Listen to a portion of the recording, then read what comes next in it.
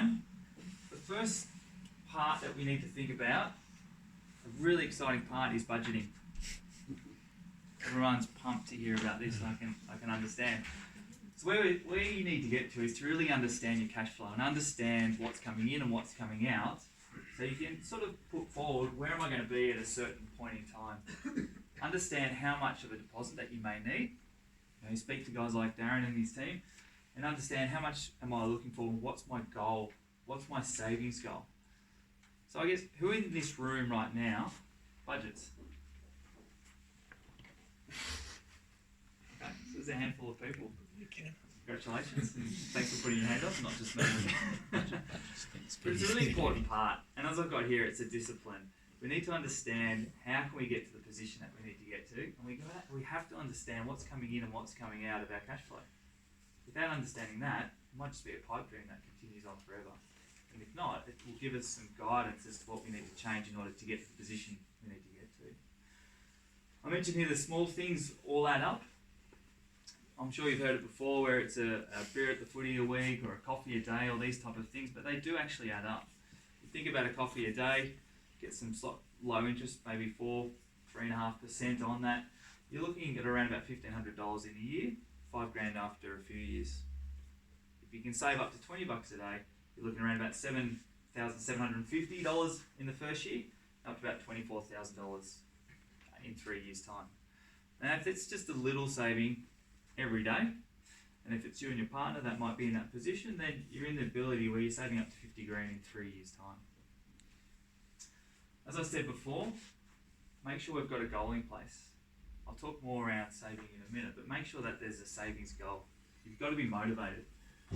I know people in my office, they've had pictures of cars, pictures of houses, pictures of their kids, whatever it might be, whatever it does to help you get there, to motivate you to get there, I'd say use it.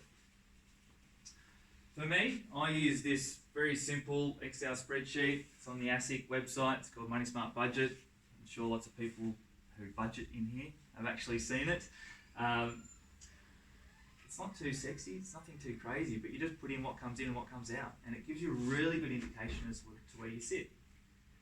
And if you're not that technical and you don't have the ability to do that, there's some apps now which can do a fair bit for you. These apps such as Pocketbook, Track My Spend, there's a heap of other ones out there. Jump onto your app website and have a look at them all. What they do is they go into your bank account and they extract the data out and they tell you where you're spending your money. It'll be a little bit of a shock for a lot of people when they actually go through this, and whether they're telling their partner whether they're actually spending it where they are, but that's another story. So, got that down there, Tony? So it's a really good way, once again, just to get an understanding as to where's it all flowing, and then that can flow into your simple budget tools from there. So then from savings, so we now understand what our budget looks like, how much money's coming in, how much money's going out. Use that savings tool. How are we going to get there? So ensure that you have an amount in your budget for savings. Now a budget's not only about today, but it's also a future plan to try and stick to. And I'm not talking around not having a life for you guys. We still need to have a life and enjoy ourselves. But it can give you a bit more control in understanding where you need to get to. That's why I say make sure it's achievable. Okay, so don't go in there with some grandioso plans that you're going to be able to save $1,000 a day or whatever it might be. Let's make it realistic that you can do the things that you want to do, but still have that goal in place. For me, it's very similar to this very simple scenario. Income comes into the bank account or into the hub, the family hub. In my case, we make sure that we put enough money aside for bills and expenses, and then everything else goes into a spending or into a savings category. Okay, really simple at the end of the day. And what we have here is the credit card for emergencies. I'll talk more about credit cards in a minute. Okay, but they're there for the emergency scenarios that you need it. And what I also like to do is, when we talk about budgeting and saving, is run some different scenarios. Consider the future expenses. So when you speak to these guys around what the loan's going to look like or what the property purchase amount is going to be, put that into some future budgets. Put that into a scenario so that you understand what your position actually looks like, so that you know whether it's feasible or not in the future. Okay, that helps you give you control and helps you motivate, and then helps you take that next step to buying that next property. It's understanding it, it's the knowledge that comes around it. So credit cards, as I say here, they're okay. Don't be too worried about credit cards, but at the end of the day, it's not there, and it's not a target. Okay? I'm sure you've heard that before.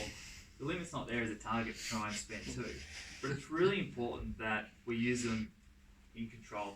Okay? Pay them off each month. If you've got credit card debt, consider consolidating them all. Get that low interest rates and pay them off quickly. Once again, this stems back to budgeting and cash flow. Understanding your position. Okay? And just the last point, be aware that around credit cards, Steve will talk about it a bit later, maybe, just around when it comes to applying for a loan and how that impacts you. Okay? You need to be mindful of that in the longer term. So who would like to use their super to buy first property or help pay for their first home? So would I would have loved to have. Now, there's a new scheme which has come out, started in 1st of July 2017. It's called the First Home Super Saver Scheme. So I've got that the wrong way. The First Home Super Saver Scheme. You can't technically use your superannuation in order to pull money out to buy the first home. But what this allows you to do is to use the structure of superannuation to help save for a deposit on your home. So it is for first home buyers. The way it works is that you can contribute up to $15,000 per annum into your super fund. In total, a maximum of $30,000 each can be contributed into the super fund, and then you get earnings on top of that. Okay? The amount of money that can go in can be either as a tax deduction or it can be post-tax. Okay, so you can salary sacrifice money into your super fund if you wish, out of your salary, obviously. Alternatively, you could look at taking an after-tax amount of money and putting it into the fund. There's pros and cons for both, okay? So you need to run through the different scenarios with you. We need to be mindful of the tax consequences of putting money in as a tax deduction and taking it out. Whereas if we put it in after tax, there's no tax on entry and there's no tax on it coming out. The earnings inside of the superannuation structure of these contributions that go in is at the bank bill's swap rate plus 3%, which is currently 5.11%, which is pretty good. If you compare that to a term deposit or a cash account, you're getting 1.5 to 2.5%, something along those lines. If you're getting a guaranteed 5.11%, yeah, it's not a bad outcome. The interesting component comes from this though is that you need to make sure you speak to your super fund first that they will actually allow these. Okay, so not every super fund is allowing these. And one of the reasons why is that what happens if you go into it in year one and the super fund has a negative return? They're still due to pay 5.11%. So I haven't seen too many examples where that's actually been the case here, but just be mindful that you need to speak to your super fund first to make sure that they will allow you to make these contributions. Because the thing is,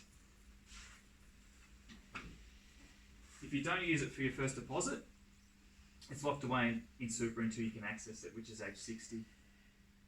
Okay? So we just need to be mindful of that as well.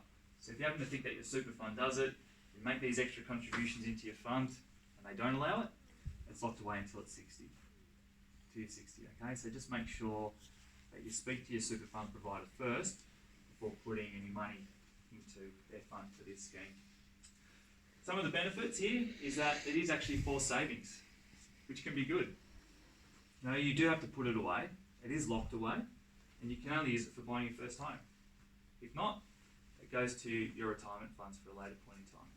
And clearly that's not what we want. We want to be able to access it.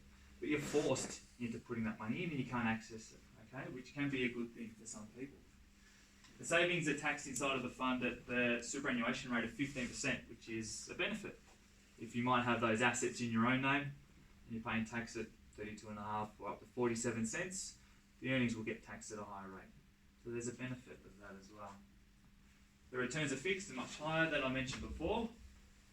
And one for all the parents out here, I'm sure they'll love this, but you could consider contributing money into the fund for the kids as well. happy to take maybe not questions on that afterwards, but whatever. So, but it can actually be a good way. 5.11%. Can you? Yeah. Yeah, if it comes back out to buy the first home and then or gives you that money back, whatever, we could work around it. But at the end of the day, there's it's an option there where, you know, if you wanted to help your kid out, they may not be that good with money, you could put some money in there for them to help them over a couple of years or a few years, depending on when it gets to buying their first home. Although this is great, the first home super saver scheme, it's not going to be enough in most cases. So as Darren alluded to before, I got my price slightly wrong. I went on earlier in the year when the average house price was over 900. It actually got back a bit to the 882 figure. If we're looking at buying a property, here I've got an established property, you want to have at least 20% deposit. Okay? The reason for that is that you don't have to pay lender's mortgage insurance, which I'm sure Steve will cover off in a minute, which has cost you much in this scenario. So what we want to be looking at is at least a 20% deposit if you're buying an established home. So if you happen to have a couple, using the first home super saver scheme, put 30 grand in each at 60 grand that you can then take out. Obviously there'd be associated earnings on top of this. The average house price is 900,000, which means that you need 180 plus some stamp duty of 49. So a total of 229,000. Big figure, understand. Okay, so we'll talk you through a little bit of strategy that you could consider as well. So on a $600,000 property purchase though, the required amount is $120,000. And as Darren mentioned before, with the first home buyer's stamp duty concessions, you're paying no stamp duty on that as well. And there's actually the ability for the first homeowner's grant if it's a newly built property. So, you know, we're looking at some pretty significant figures wherever you sit in there. So having that 60,000 in the first home saver scheme will help, but we need to be saving, we need to be building on that in order to get your balance and your deposit up to a high level. So we need to be dedicated, we need to have a savings plan in place, but then we need to consider around how we're investing. Okay? Now, investing is not an absolute science. Everyone has different needs, different risk tolerances, different ways that they'd like to see their money be invested. And that's where we can assist in that scenario, is how can you help build that asset pool to get it up to the amount that we needed before, whether that be the 100 or the 229 or the 120,000. What I've got here, there's many different ways that we can invest, and as I said, I won't go into too much detail today. It's about that dedication and that saving. If we can save $1,000 a month, $2,000 a month, or $5,000 a month, and then what we've got here is returns compounding at 10% and returns compounding at 4% over a 2-year period. Okay? If we've been able to save that amount of money, we can get ourselves into some fairly significant deposits in a relatively short space of time. Clearly the better outcome is a 10% return. But what you take on then is the associated risks that come with that as well. Where if markets happen to fall and you're in a high risk approach, the savings can obviously come off. So this is the discussion that you need to have, is how can we maximise the returns, but obviously looking to reduce the level of risk. One thing when buying a property, one thing that people overlook is personal insurance. And we're taking on large amounts of debts now. As I say here, it's important to protect yourself and also your families, your parents, for an extent. Protecting your kids is protecting you guys as well. So what we know is that 8 out of 10 people say it's important to leave no debts behind. So they want to make sure that their debts are absolutely covered. 2 out of 10 though actually have individual life insurance. Okay? They might have a little bit in their super fund, but nowhere near the amount that they need to cover their associated debts. So what you can do is when you're young, if you're looking at buying your first home, the great thing is you can lock in these premiums at really low levels, okay, and you can lock them in for life that they don't increase. The concern is, well, if I'm taking on more insurance coverage and I'm looking to put some money into my first home, cash flow is often going to be tight. So what can I do in that case? So you can actually structure it so Life and disability cover is paid through your super fund, which doesn't affect your cash flow. Still affects your overall balance, but it doesn't affect your cash flow. And then you can look at doing income protection either inside of super as well, but the most tax effective way is outside of super. Okay, so that way you're now protected that should something happen to you, you've got enough money to quickly pay out any debts, whether it be a life or disability event, and then if it's a short term, you've got income protection to help pay for those ongoing costs and you're not forced into selling home. Yes? Then just as an example, Yep. A young couple taking out an $900,000 loan, so they want to get a $900,000 life insurance. Yep. They're 28 to 30. Mm-hmm. What would that premium be that they could lock in for life, would you think?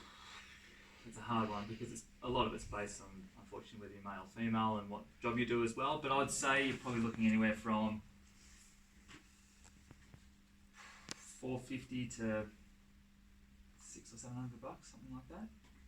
But what we can very quickly do is give you an indication. Sorry, a year. A year? Yep. A year? Yep. Versus what, when you're 60 or 70? What, 60 and you're looking for that? You're probably 30 grand. Maybe more.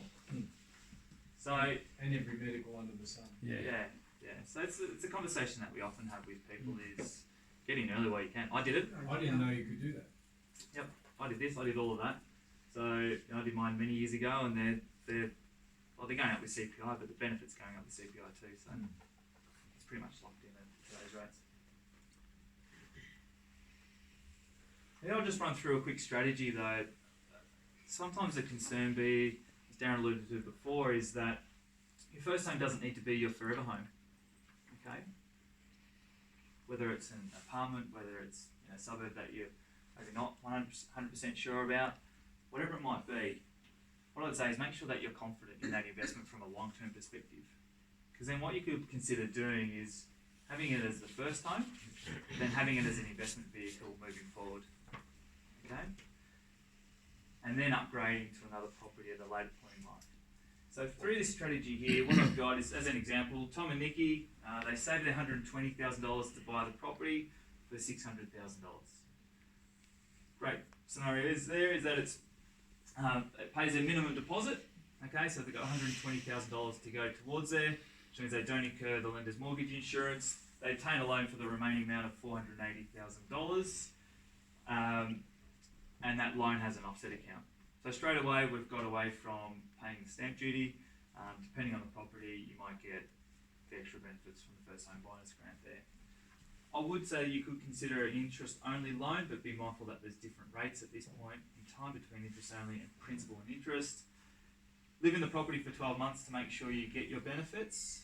And then over a period of time, you can start paying down that loan. And paying it down means that you're putting money into the offset account. You're not actually paying down the actual principal component of the loan. Your interest repayments are going down. What you're doing is that if you've got $250,000 that you happen to save inside of your offset account, the balance of your loan comes down from $480 down to $230. Okay, hopefully everyone's still with me. If not, you can speak to me afterwards. Many years later, or however long later it takes, you find a property for $1.25 million. What you can then do is take that $250,000 that you have in your offset account out and use towards your deposit. Okay? That $250,000 can be the deposit for the property. You'll need a little bit more for stamp duty and whatnot. The great thing about this is that you get to keep your old property as the principal, as the investment property now, and the loan associated to that goes from $230,000 back up to $480,000. Okay, so it means that you've now got the investment property, you've increased the loan, which means that you've got a higher tax deductibility component to that loan, which is positive from a tax perspective. But you've also got the ability to take that $250,000 out and put it into the next home. Okay. I won't go into the note there, but it's a really good way of looking at saying, well, okay, I like this property. It may not be my forever home, but it will be a structure and investment that I want to keep for the long term. Okay, and this way you've got the benefits of increasing the tax deductibility of that investment over the long period. Importantly, See a mortgage broker, guys. I should actually